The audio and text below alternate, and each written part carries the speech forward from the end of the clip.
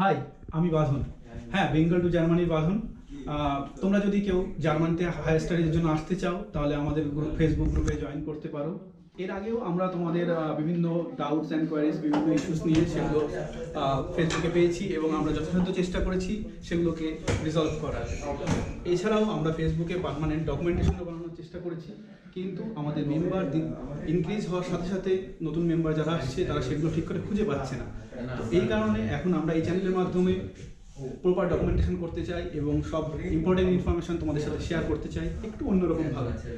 So দেরি না করে তোমরা জলদি আমাদের এই চ্যানেলটা সাবস্ক্রাইব করো। যখন আমরা নতুন ভিডিও আপলোড করব তখন তোমরা সেগুলোকে তাড়াতাড়ি দেখতে পাবে। তো আজকে আমরা জেনে নেব এমন কিছু লোকের স্টোরি যারা এখন জার্মানিতে সাকসেসফুলি অ্যাডমিট পেয়ে পড়াশোনা করছে এবং আমরা তাদের স্টোরিগুলো জানবো এবং তোমরা হয়তো তোমাদের সাথে তাদের সিমিলারিটি খুঁজে পাবে এবং যদি মনে হয় তোমরা কোথাও আটকে আছো, কোনো প্রবলেম হচ্ছে, তো হয়তো তার থেকে বেরোনোর উপায় তোমরা এখানেই খুঁজে পাবে।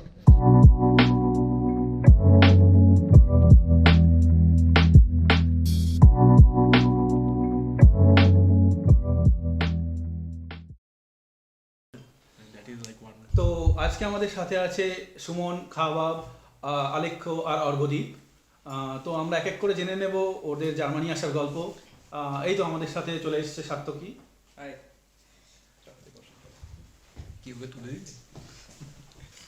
তো তোরা এক এক করে বল, তোরা ব্যাচেলারে কি নিয়ে পড়াশোনা করেছিলিস, তোদের ব্যাকগ্রাউন্ড। আমার মাধ্যমিক বলতে মাধ্যমিক উচ্চ মাধ্যমিক সাউথ পয়েন্ট থেকে পড়ে আমি রাজাবাজার সায়েন্স কলেজে ইলেকট্রনিক্স নিয়ে পড়েছিলাম। তারপরে এখানে আমি এফএইউতে আমি অ্যাডভান্সড অপটিক্যাল টেকনোলজিস নিয়ে পড়ছি। তো তুই মাধ্যমিক বা উচ্চ মাধ্যমিক বলি, তার মানে তো কি বেঙ্গলি মিডিয়ামে পড়েছিস? না, বেঙ্গলি মিডিয়াম নয়, আমি ইংলিশ মিডিয়ামে পড়েছি। 10 পর্যন্ত আমি ওয়েস্ট বেঙ্গল বোর্ডে ছিলাম, 11-12তে সিবিএসসি ছিল আমার। আচ্ছা, কিন্তু যেহেতু সাউথ পয়েন্ট মানে ওই স্পেশালি সিবিএসসিটা সাউথ পয়েন্টে প্রচণ্ড লিমিটেড, আর ওয়েস্ট বেঙ্গল বোর্ডটাই চলে, তো আমাদের ফ্লোতে এইচএসসি বলি আমরা। হ্যাঁ, সাউথ পয়েন্টের একটা আলাদাই প্রাইড থাকে সবসময়, এটা তো দেখেছি। ওকে, এখন আলেখ্য তোর। আমার মাধ্যমিক উচ্চ মাধ্যমিক দুটোই বর্ধমান পৌর উচ্চ বিদ্যালয়, ওয়েস্ট বেঙ্গল বোর্ডের স্কুল, বাংলা মিডিয়াম। তারপর আমি 1 বছর আইএম এ পড়েছিলাম, ইলেকট্রনিক্স অ্যান্ড কমিউনিকেশন ইঞ্জিনিয়ারিং। তারপরে রাজবাড়ী সায়েন্স কলেজে electronics and communication engineering BTech করেছি। আচ্ছা, আর একসাথেই। আচ্ছা, তাহলে তো তোর ব্যাচেলার ডিগ্রি করেছিস, মানলাম, দ্যাটস ফাইন, বাট সেটা তো সবাই করছে। তো তোদের প্রোফাইলে মানে আর কি কি ছিল, like what was your GPS and main stream education ছাড়াও আর কোনো রিসার্চ প্রজেক্টে ইনভলভ ছিস কিনা বা কোনো ইন্টার্নশিপ করেছিস কিনা, সেগুলো একটু শুনে নেবো তোর থেকে। জিপিএ বলতে আমার 9.1। আমার 9.05। ওকে, আর প্রজেক্টস অ্যান্ড অল সব কিছু? প্রজেক্ট বলতে আমি এখন মাস্টার্স করছি অ্যাডভান্স অপটিক্যাল টেকনোলজিস নিয়ে, কিন্তু আমার এই মানে ম্যাক্সিমাম প্রজেক্টের আগে যেগুলো ছিল সেগুলো অন্য লাইনে ছিল, সিগন্যাল প্রসেসিং, মেশিন লার্নিং। আচ্ছা, তো তারপরে হঠাৎ করে 4th ইয়ারে ঠিক করেছিলাম যে অপটিক্স নিয়ে কাজ করব। তো তারপরে মেশিন লার্নিং আর ফটোনিক্সকে একসাথে আমার ব্যাচেলার্স থিসিস যেটা সেটা করেছি। তোরও কি সেম? আমারও সেম, কিন্তু আমি ও যেমন ওর একদম ফার্স্ট ইয়ার থেকে আইআইটিতে ও ইন্টার্নশিপ করতে, আইআইটি খড়গপুর। ওকে, কিন্তু আমি সেটা করিনি। আমার আইএসআই আমি 3rd ইয়ার থেকে ইন্টার্নশিপটা স্টার্ট করেছিলাম। ওকে, তো সেটা কিসের উপর ছিল ইন্টার্নশিপ? সেটাও সিগন্যাল প্রসেসিং ছিল। আচ্ছা, তোমার সিগন্যাল প্রসেসিং, মেশিন লার্নিং এইসবের উপরেই ছিল।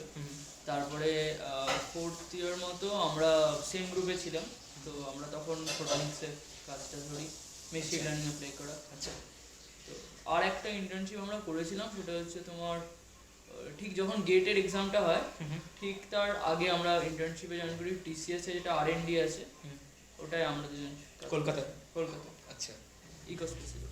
ওকে, তো তোরা এই যে ইন্টার্নশিপসগুলো করতিস, তো সেটা মানে একটা বড় প্রশ্ন হচ্ছে যে আমরা অনেকেই ধর অন্যান্য ইউনিভার্সিটি, ধর সিইউ বা জেইউ ছাড়া অনেকেই তো ডাব্লিউবিটিতে পড়ি। তো এই যে ইন্টার্নশিপসগুলো করেছিস তোরা, সেটা জেনে নেব যে কীভাবে তোরা এগুলো খোঁজ খবরগুলো পেতিস, ওপেনিংসগুলো এবং অ্যাপ্লিকেশনস তো তোরা করতিস। তো সেটা অ্যাপ্লিকেশনটাকে ফ্রুটফুল করার জন্য like what are the other things which you employ in your applications?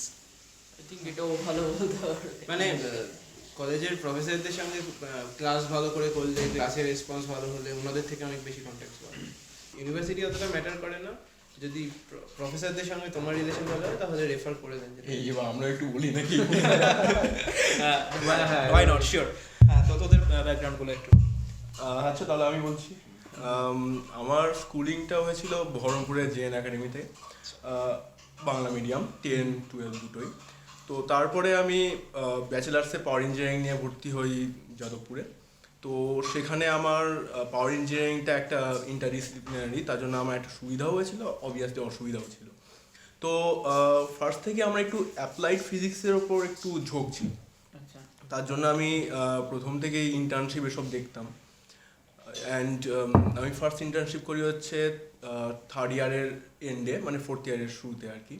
সেটা আইউকাতে, এটা ওই তোমার কিছুটা ফিজিক্স ইন অ্যাস্ট্রোফিজিক্স এইরকম টাইপের একটা জিনিসে। তা তুই এই ইন্টার্নশিপটার ব্যাপারে খোঁজ কোথা থেকে পেলি? দেখো বেসিক্যালি তোমার জানতে হবে যে ইন্ডিয়ায় যে সব বড় রিসার্চ ইনস্টিটিউশনসগুলো আছে, ইনক্লুডিং আইউকা, টিআইএফআর, আইআইটিসগুলো যেখানে এরা করেছে, তো সেগুলোতে এভরি ইয়ার তোমার উইন্টারে অ্যান্ড স্পেসিফিক্যালি সামারে ইন্টার্নশিপ থাকেই, ঠিক আছে? এটা থাকেই। এবার all you need to do is just go in there website and search for the internships available, ঠিক আছে? এর জন্য তোমার কন্ট্যাক্টস থাকলে, যেটা আলেখ্য অরবতী বললো, সেটা অবভিয়াসলি একটা বিগ অ্যাডভান্টেজ, যেটা আমার ছিল। অ্যান্ড টু বি অনেস্ট সেটা আমাকে হেল্প করেছিল ইন্টার্নশিপগুলো পেতে। পরে আমি আরও ইন্টার্নশিপ করেছি ইভেন তোমার ম্যাক্স প্ল্যাঙ্কে, হ্যানোভারে। তো সেখানেও আমি জানতাম যে ওখানেও ইন্টার্নশিপ আছে। You mean the Max Planck Institute of gravitational waves? Yes, gravitational physics.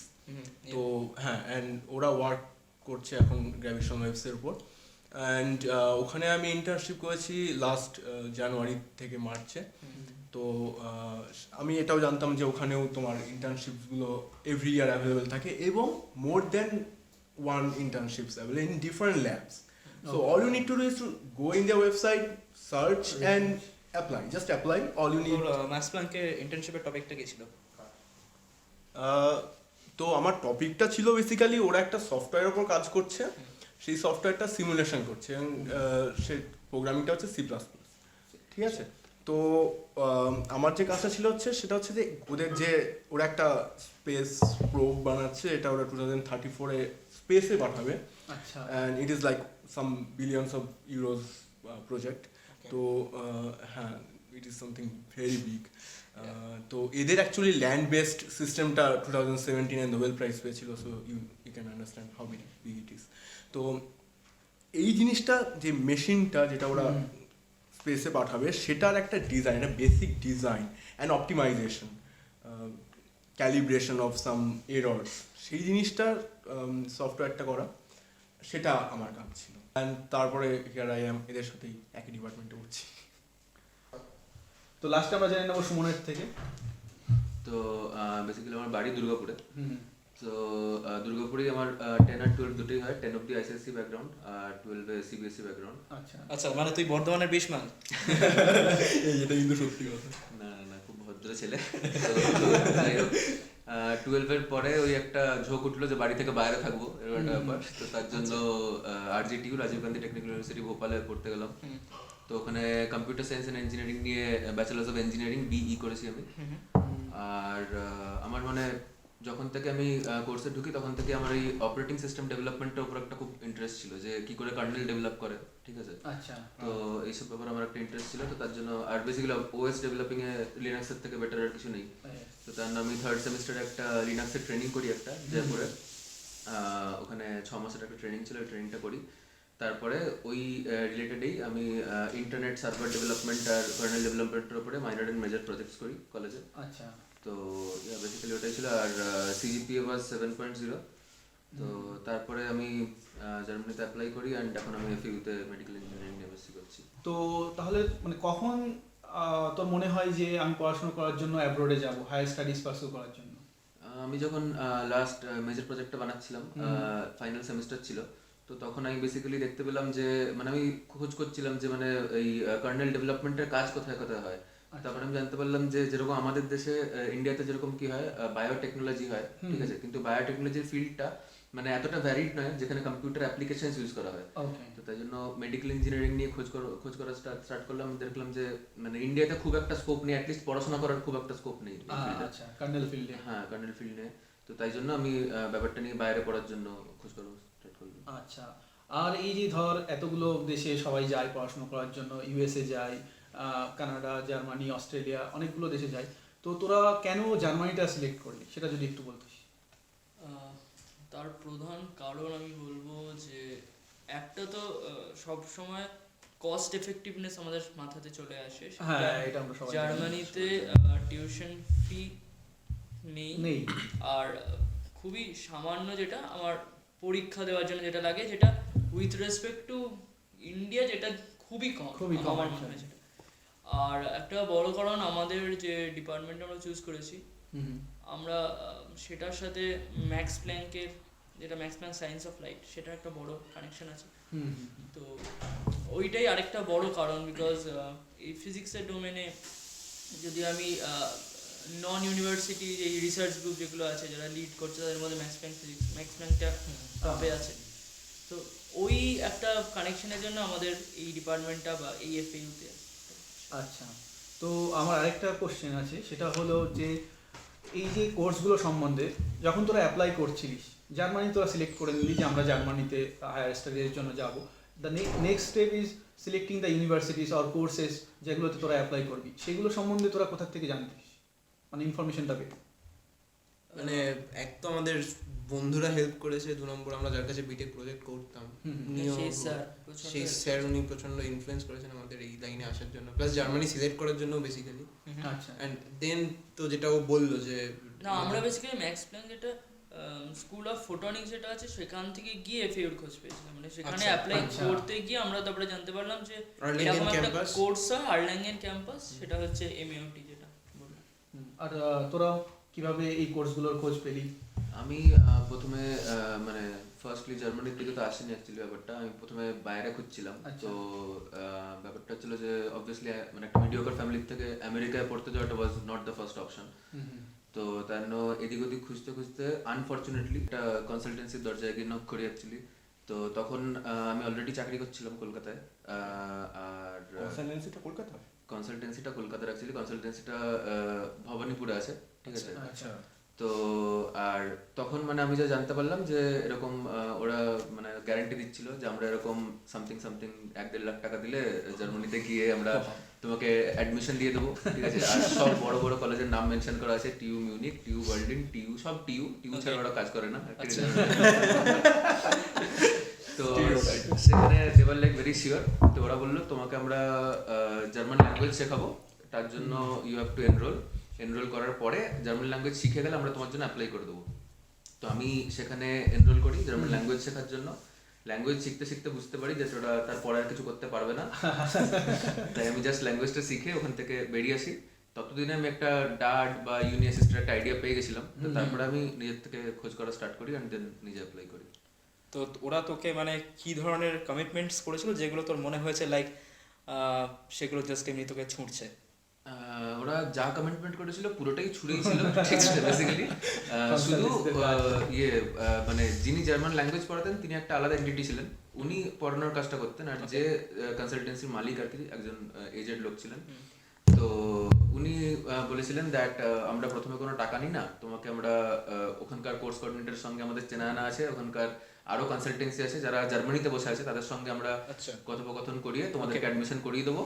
তোমাদেরকে এখান থেকে একটা প্রিলিমিনারি কোর্সের, ডাজেন্ট ম্যাটার তুমি চাও সেই কোর্সটা কি চাও না, তোমাকে সেই কোর্সের একটা অফার লেটার দিয়ে আমরা ইন্ডিয়া থেকে প্রথমে বের করে দেবো। ইন্ডিয়া থেকে গিয়ে তুমি ওখানে গিয়ে 2 মাস থাকবে, পড়াশোনা না করে এমনিই থাকবে, ঠিক আছে। এমনি থাকতে থাকতে ওই 2 মাসের মধ্যে আমরা তোমাকে তোমার ডিজায়ার্ড কোর্সের অফার লেটার বাই পোস্ট পাঠিয়ে দেবো। মানে it is kind of backdoor দিয়ে কোর্সে ঢোকার একটা এরকম একটা ব্যবস্থা করেছিল ওরা। কিন্তু সেটাতেও they were not successful actually. কারোরই পুরো ব্যাচে আমরা অ্যাটলিস্ট 40 জন ছিলাম, 40 জন ছিলাম আমরা, আর 40 জনের মধ্যে এই প্রসেসেও কারোরই করাতে পারেনি ওরা, ঠিক আছে। অফকোর্স এক্ষেত্রে একটা জিনিস বলে রাখা দরকার যে জার্মান ইউনিভার্সিটিসগুলোতে এরকমভাবে ব্যাকডোর দিয়ে ঢোকার কোনো উপায় থাকে না। সমস্ত information regarding application and the whole process ইন্টারনেটে অ্যাভেলেবেল আছে, and the whole process is very transparent. তো কেউ যদি প্রপারলি যে ক্রাইটেরিয়াগুলো মেনটেন করে অ্যাপ্লাই করে এবং তার প্রোফাইল যদি সত্যিই যারা সিলেকশন কমিটিতে যায় তাদের মনে হয় যে it is suitable for the course, so they will obviously give them the admission letter. ঠিক আছে, তো এক্ষেত্রে কারোর রেকমেন্ডেশন পার্সোনালি বা ব্যাকডোর দিয়ে ঢোকার কোনো উপায়, এই জিনিসটা মানে লবিবাজি করে ইউনিভার্সিটিতে ঢোকা, এটা is not at all possible in Germany, because এখানকার সিস্টেমসগুলো খুবই disciplined and they are very much systematic. তো তোদের কেন মনে হয়েছে এফএইউতে আসা জরুরি, অ্যান্ড কেন এই কোর্সটার জন্যই তোরা এসেছিস পড়তে? দেখো, আমি যখন পুরোপুরি ফোকাসটা জার্মানির দিকে মুভ করলাম, তখন তাতেও আমি দেখলাম যে মেডিকেল ইঞ্জিনিয়ারিং নিয়ে খুব একটা ভ্যারিড চয়েসেস নেই আমার কাছে। আচ্ছা, প্লাস আমার রেস্ট্রিকশনটা ছিল যে আমাকে ইংলিশ স্টার্ট কোর্সও দেখতে হচ্ছিল হ্যাঁ, অবভিয়াসলি। তো তার জন্য মানে আমি যখন খুঁজতে আরম্ভ করলাম, তো আমি প্রথমে একটা সেফ সাইড রেখেছিলাম নিজের জন্য, যে যেহেতু কম্পিউটার ব্যাকগ্রাউন্ড আছে, আমি সেজন্য ডেটা সায়েন্সের দিকে একটা অপশন রেখেছিলাম। তার জন্য আমি লিউফান ইউনিভার্সিটিতে অ্যাপ্লাই করেছিলাম। বাট যেহেতু মানে ওদের 25টাই মাত্র ইন্টারন্যাশনাল ইনটেক ছিল, সো তাই জন্য লাইক ওখান থেকে আমার কাছে রিজেকশন আছে।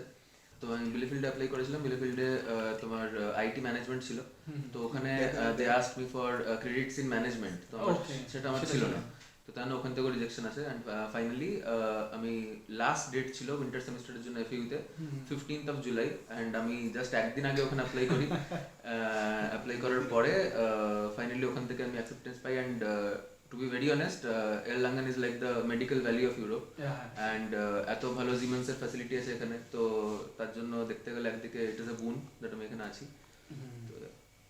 তো মানে তোর অ্যাডমিট পাওয়ার পরেও এই যে ফ্রিতে স্টাডি করার যে কনসালটেন্সিটা, এরা এরা মানে কোনো ঝামেলা করেনি তোর সাথে, মানে ভিসা প্রসেস নিয়ে বা এখানে আসা নিয়ে?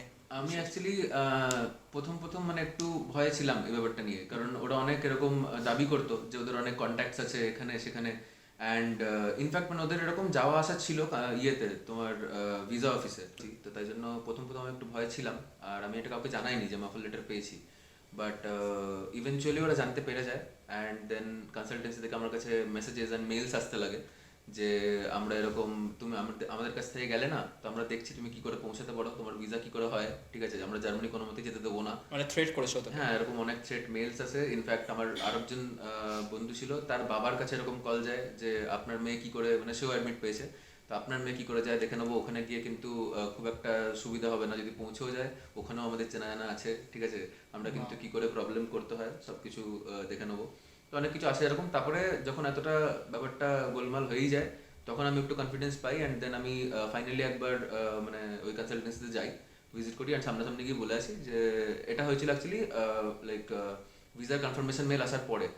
আমি গিয়ে বলি দ্যাট আমি কনফার্মেশন পেয়েও গেছি, অ্যান্ড এখন অবভিয়াসলি ভিসার কনফার্মেশন চলে আসার পরে আই ডোন্ট থিঙ্ক কারোর কোনো কন্ট্রোল থাকে তোমার উপরে।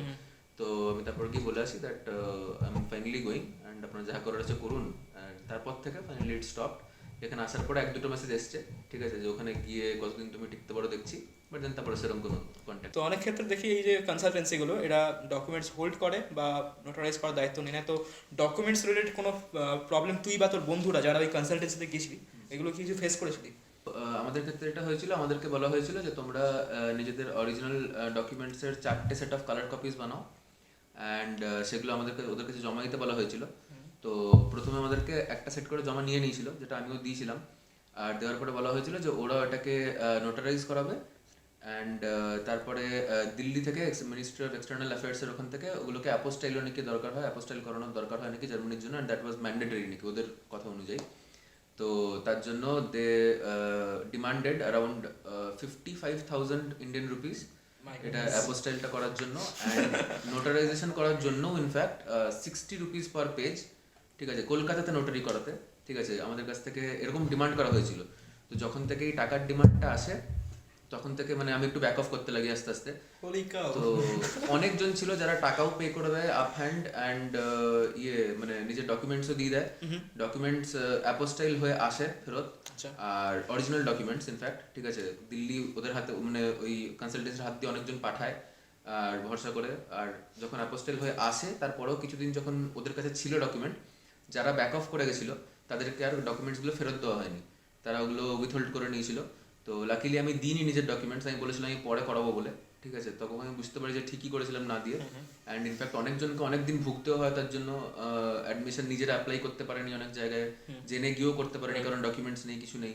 আর তারপরে ইনফ্যাক্ট ভবানীপুর থানায় অনেকজন পুলিশ কেস করেছিল যে আমাদের ডকুমেন্ট ওর কাছে আছে, অ্যান্ড তাই জন্য ওনাকে ইনফ্যাক্ট অফিসও রিলোকেট করতে হয়েছে এখন। কিন্তু আমি তো যতদূর জানি যে জার্মানিতে অ্যাপ্লিকেশনের ক্ষেত্রে না কোনো অরিজিনাল ডকুমেন্টস পাঠাতে হয়, তো শুধুমাত্র নোটারাইজড কপিজ, মানে নোটারাইজড জেরক্স কপিসগুলো পাঠালেই that is good enough. I mean কোনো ইউনিভার্সিটি ক্লেম করে না for the original documents, like even not even the transcripts, যেটা ইউএস বা কানাডার ক্ষেত্রে হয়। তা সত্ত্বেও লাইক তোরা এই ফাঁদটা কী করে পা দিয়েছিলি? বেসিক্যালি প্রবলেমটা ছিল যে আমি মানে আমি অ্যাকচুয়ালি কোনোদিন অ্যাব্রোডে আসার ব্যাপারটা তার আগে ভেবে দেখিনি। তো আই ওয়াজ টোটালি আনইনফর্মড, আমি জানতাম না কী করে কী করতে হয় না করতে হয়। তো আমি যাওয়ার পরে তো ব্যাপারটা বুঝতে পারি, কিন্তু তারপরে আমি আরেকটা জিনিস যেটা দেখি যে আমি নিজেকে ভাবছিলাম যে আমি হয়তো সব থেকে লেস ইনফর্মড এখানে, বাট যাওয়ার পর আমি ক্লাসের পপুলেশনটা যেটা দেখে জানতে পারলাম যে ওখানে এরকম লোকজনও আছে যারা মানে they are not good in English also maybe, and ওদের প্রোফাইল মানে এরকম নয় যারা মানে কি বলবো যে বিদেশে যাওয়ার মতন মেবি প্রোফাইলও নয় তাদেরকেও এরকম কমিটমেন্ট দেওয়া হয়েছে। তো অ্যান্ড মোস্টলি ওরকমই লোকজন ছিল, ঠিক আছে, যারা হয়তো মেবি মানে ছোট করা নয় কাউকে, বাট স্টিল যারা মিড ডে মিল স্কুলের টিচার, ঠিক আছে, অ্যান্ড হিস্ট্রি পড়ায় কোনো স্কুলে, ঠিক আছে, তাদেরকে এরকম বলা হচ্ছে দ্যাট তুমিও গিয়ে ওখানে এমএসসি করতে পারো, প্রোফাইলের কোনো নাকি দরকার নেই, প্রোফাইল নাকি আমরাই ক্রিয়েট করে দেবো, এরকম আমাদেরকে একটা কমিটমেন্ট দেওয়া হয়েছিল। ঠিক আছে, তো যাই হোক, তো ওরে অবভিয়াসলি আমি যদি ওদের জায়গায় থাকতাম তো এরকম কমিটমেন্ট শুনে অ্যান্ড একটা বাইরে যাওয়ার একটা ওই ইন্সপিরেশনটা যারা রাখে তারা অবভিয়াসলি মানে এই কারণেই আমার মনে হয় যে এই ব্যাপারটাতে পা দিয়েছিল। ঠিক আছে, বাট মানে বলতে গেলে একটা টাইমের পরে ইউনো লাইক বেটার লেট দেন নেভার, একটা টাইমের পরে সবাই বুঝতে পারে ব্যাপারটা, অ্যান্ড ঠিকঠাক টাইমে সবাই বেরিয়েও আসে। তো আমাদের পুরো ব্যাচটাই ছেড়ে দিয়ে বেরিয়ে গেছিলো। আচ্ছা, আসলে এই কনসালটেন্সিগুলো এরকমই করে। সো আমাদের নেক্সট কোশ্চেন হচ্ছে আমাদের কোর্স স্ট্রাকচার সম্বন্ধে, আমরা তোদের কোর্স স্ট্রাকচার সম্বন্ধে একটু জেনে নেব। তো শুরু করবো খাওয়াকে দিয়ে। Actually masters in advance optical technologies, এই কোর্স স্ট্রাকচারটা নাম শুনে বুঝতে পারছো যে পুরোটাই অপটিক্স এসব নিয়ে। তো অপটিক্যাল ফাইবার্স, লেজার্স, তাদের application in materials and medicines and physics, এসবে জিনিসটা ইউনো ইন্টারডিসিপ্লিনারি। তো এর খুব বড় অ্যাপ্লিকেশন এখন হচ্ছে যেমন মেটেরিয়াল সায়েন্সে, for example high power laser use হয় মেটেরিয়াল সায়েন্সেস কোনো কিছু কাটার জন্য। তারপর মেডিসিনসে কোনো একটা সেলের কি কনস্টিটুয়েন্টস আছে সেটাকে ইভেন মেজার করতে, কী করে মেজার করা যায় সেসব আমাদের শেখানো হয়। আর একটা বিগ অ্যাপ্লিকেশন হচ্ছে তোমার optical communication including quantum communication. তো সেটা বুঝতেই পারছো সেটা হচ্ছে সামথিং নেক্সট জেন। আর হ্যাঁ, মানে ব্যাপারটা পুরোটাই ইন্টারডিসিপ্লিনারি। কোয়ান্টাম ফিজিক্সটাও এখানে খুব বেশিভাবে ইনভলভ, যেহেতু ফিজিক্সের সঙ্গে ডাইরেক্ট কোলাবোরেশন আছে, মানে কোর্সটা অনেকটাই একই ওদের। তো সেদিকেও নানা রকম অ্যাপ্লিকেশন আছে, প্লাস ফাইবার অপটিক্সে কমিউনিকেশন যে লাইনটা সেটাও মানে মানে ভালো রকম ফোকাসে আছে। অপটিক্স ইন কমিউনিকেশন একটা মেজর আছে, তো সেরকম নানা রকম রিসার্চ হয় এখানে আর কি। তো তোদের যে ব্যাকগ্রাউন্ড, লাইক তোর হচ্ছে পাওয়ার ইঞ্জিনিয়ারিং অ্যান্ড তোদের ইলেকট্রনিক্স অ্যান্ড কমিউনিকেশন, তো তোদের এই ব্যাচেলার্স ব্যাকগ্রাউন্ড থেকে like how can you relate to this course while studying in FAU? এটা অ্যাকচুয়ালি একটু tough question as well as one important question. তো আমি যেটা বললাম যে আমার ব্যাচেলার্সে আমি যেসব প্রজেক্টসগুলো করেছিলাম, আচ্ছা, তো সেগুলো তো দেখতেই পাচ্ছ যে পুরোটাই অপটিক্স রিলেটেড। তো সেখান থেকে একটা কানেকশন আমি তৈরি করতে পেরেছিলাম যে পাওয়ার ইঞ্জিনিয়ারিংয়ে যে মেকানিক্যাল অ্যান্ড ইলেকট্রিক্যাল পার্ট আছে প্লাস আমার অ্যাপ্লিকেশনস ইন অপটিক্স, সেইটার application or connection in this department, and I also had the competition connection. তো আমাদের যেহেতু ইলেকট্রনিক্স অ্যান্ড কমিউনিকেশন, তো আমাদের একটা বড় পার্ট ছিলই অপটিক্স, সেমিকন্ডাক্টর ফিজিক্স, তো এগুলো আমাদের পড়তেই হয়েছিল। তো এখানে তো মানে বেশ কিছু মেজরের সঙ্গে আমাদের ডাইরেক্ট রিলেশন আছে আমাদের ব্যাচেলার্সে, তো অসুবিধা হয়নি, বরঞ্চ হেল্পই হয়েছে এখানে। আর আমাদের যার কাছে আমরা ফাইনাল ইয়ার প্রজেক্টটা করেছিলাম উনি হচ্ছেন এই লাইনের, তো ওইটা একটা বড় হেল্প করেছে। একটু আগে ও মেনশন করেছিল যে টিচারদের রেফারেন্সে ইন্টার্নশিপ, আমি সেরকম কোনো হেল্প পাইনি। আমি সেম ওর সাথেই পড়ি, আমি ওরকম কোনো হেল্প পাইনি। ও যে পার্সপেক্টিভটা থেকে বলছে, ও বেসিক্যালি পার্সপেক্টিভটা থেকে বলছে, আমি মনে করছি যে আমাদের জুনিয়র ব্যাচ হয়তো কিছু হেল্প পাচ্ছে, কিন্তু আমার ডিপার্টমেন্টে আমি সেরকম টিচারদের থেকে হেল্প পাইনি। Okay. বা যে ইন্টার্নশিপগুলোর কথা ও বললো টিসিএস বা আইএসআইটা যেমন ও নিজে মানে কন্ট্যাক্ট করে, আমারও নিজে কন্ট্যাক্ট করে। এবার টিসিএসটাও সেরকম একটা কোনো কনফারেন্সে কিনা সেমিনারে গিয়ে তাদের সাথে দেখা হয়, তাদের সাথে কন্ট্যাক্ট করে। তো এই জিনিসটা ছিল। আর তারই আমাদের ফাইনাল ইয়ার প্রজেক্টটা ওই জন্য আমরা ফোটোনিক্সের সাথে, যেহেতু মেশিন লার্নিং এ বলছিলাম সিগন্যাল প্রসেসিং এর ব্যাকগ্রাউন্ড, তাই জন্য ফোটোনিক্সে যেহেতু স্যারকে আমরা খুব মানে শ্রদ্ধা করি, উনি খুবই ভালো পড়ান, তো ওটাকে মার্চ করা এটাই হয়েছিল। আর একটা ম্যাক্স প্ল্যাঙ্কের তো বড় নাম আছেই, তাই জন্য ওটা পিছনে। আচ্ছা, তাহলে তোর কোর্স স্ট্রাকচার সম্বন্ধে বল, মেডিকেল ইঞ্জিনিয়ারিং সম্পর্কে শুনি। হ্যাঁ, তো আমার স্পেশালাইজেশনটা হচ্ছে medical image and data processing actually. তো মেইন ফোকাসটাই হচ্ছে ইমেজ প্রসেসিং আর পিআর এর উপরে অ্যাকচুয়ালি কি করে মানে হ্যাঁ না ওটা তো ঠিক আছে, বাট ব্যাপারটা হচ্ছে দ্যাট মেইন ফোকাস আমি যেটা দেখছি এফএইউ এর যেটা মেইন ফোকাস সেটা হচ্ছে স্টুডেন্টসদেরকে দুটো দিকে ডাইভার্ট করা। একটা হচ্ছে নিউক্লিয়ার মেডিসিন, একটা হচ্ছে সার্জিক্যাল রোবোটিক্স। যারা ম্যানুফ্যাকচারিং এর দিকে যেতে চায় তারা সার্জিক্যাল রোবোটিক্স নিয়ে যেতে পারে। আর বেসিক্যালি পিআর বা যদি ইমেজ প্রসেসিং নিয়ে এগোতে চাও, PR in the sense pattern recognition, তো সেটা নিয়ে যদি এগোতে চাও তাহলে সেখানে তুমি পরে গিয়ে একটা নিউক্লিয়ার মেডিসিন একটা ভাস্ট ফিল্ড আছে এগোনোর জন্য। অ্যান্ড যেটা নিয়ে অ্যাট প্রেজেন্ট সব থেকে ভালো কাজ যেটা হচ্ছে, ইনফ্যাক্ট সব মেজর দেশগুলো এটা নিয়ে কাজ করছে, সেটা হচ্ছে জিন কাল্টিভেশন। এখন মানে সব থেকে বড় কাজ এটাই হচ্ছে। তো অ্যান্ড ইনফ্যাক্ট এফইউতেই মানে ইনফ্যাক্ট প্রফেসরদের সঙ্গে কথাবার্তা বলে যেটা জানতে পারি সেটা হচ্ছে যে কিছু কিছু সাবজেক্টস আছে যেরকম ইন্টারভেনশনাল ডায়াগনস্টিক ইমেজ প্রসেসিং আছে, ইমেজ রিকনস্ট্রাকশন আছে। এইগুলো দিয়ে ইন নিয়ার ফিউচার আমাদের এফইউতেই সব থেকে বেস্ট নিউজ হচ্ছে আমাদের এফইউর যে মেডিকেল ডিপার্টমেন্ট আছে সেখানে ডিএনএ রেপ্লিকেশন নিয়ে কাজকর্ম চালু হবে। লাইক ইন 2021 আর 22 এটা নিয়ে মানে প্রফেসরদের সঙ্গে কথাবার্তাও হয়েছে। তো মেইনলি মানে আমার পার্সপেক্টিভ হচ্ছে যে কোর্সের স্ট্রাকচারটা খুবই মানে ওয়েল ডিসিপ্লিন। যদি কেউ এই ফিল্ডের মধ্যে রিসার্চের জন্য এগোতে চায়, it is a totally research oriented structure. তো yeah. And what are the job prospects for this course? Job prospect বলতে অবভিয়াসলি এখান থেকে বেরিয়ে মোস্ট অফ দ্য স্টুডেন্টসের ফার্স্ট অপশন তো এখানে সিমেন্স আছেই। আর তাছাড়াও Health engineers. হ্যাঁ, সিমেন্স হেলথ ইঞ্জিনিয়ার্স। তাছাড়াও দের আর multiple job prospects in actually দেখতে গেলে ম্যানুফ্যাকচারিং এর লাইনে দের আর several job prospects in robotic arm manufacturing, surgical robotics যেটা আমি একটু আগেই বললাম।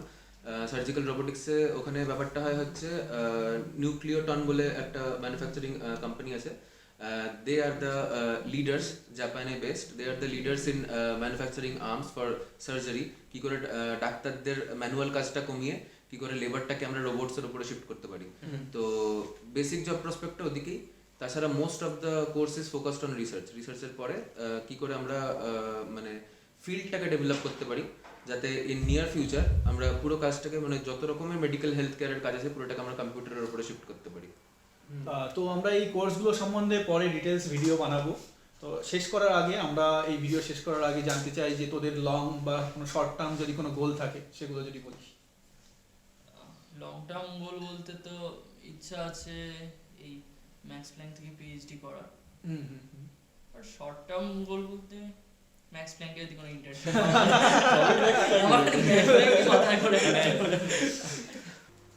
আমারও ইচ্ছা আছে মানে হায়ার স্টাডিজে যাওয়ার, পিএইচডি করার। হ্যাঁ, বাণিজ্য তো এবার কি আমি বলবো? হ্যাঁ, তো আচ্ছা, আমার জব আর রিসার্চ দুটো মিলিয়ে ইচ্ছা আছে। ফর এক্সাম্পল এখন তো কোয়ান্টাম কমিউনিকেশনে তোমার গুগল মাইক্রোসফটের বিশাল রূপ কাজ হচ্ছে, তো সব জায়গায় পাওয়া তো একটা ড্রিম। আর লাস্ট তোর? আর আমার শর্ট টার্ম গোল বলতে কিছু নেই, আপাতত মাস্টার্সটা পাস করতে হবে ভালো।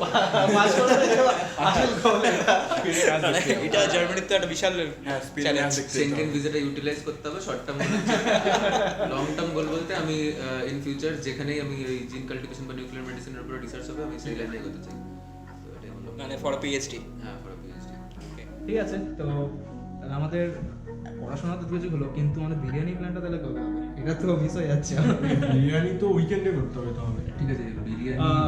তো আজকের ভিডিও আমরা এখানেই শেষ করছি। আজকে তোমরা দেখলে যারা ফ্রেশার্স বা খুব অল্প কিছুদিন কাজ করছে তারা কিভাবে জার্মানিতে এসছে, তাদের সিচুয়েশনটা কী ছিল। তো নেক্সট ভিডিওতে আমরা এরকম আরও বিভিন্ন রকম যারা প্রোফাইল আছে তাদেরকে নিয়ে ডিসকাস করবো, তাদের গল্পগুলো শুনবো, তারা কীভাবে জার্মানিতে এসছে। আর তোমরা যদি সেগুলো জানতে চাও তাহলে অবশ্যই সাবস্ক্রাইব করো আমার চ্যানেল আর press the bell icon to get the notification. Thanks, by.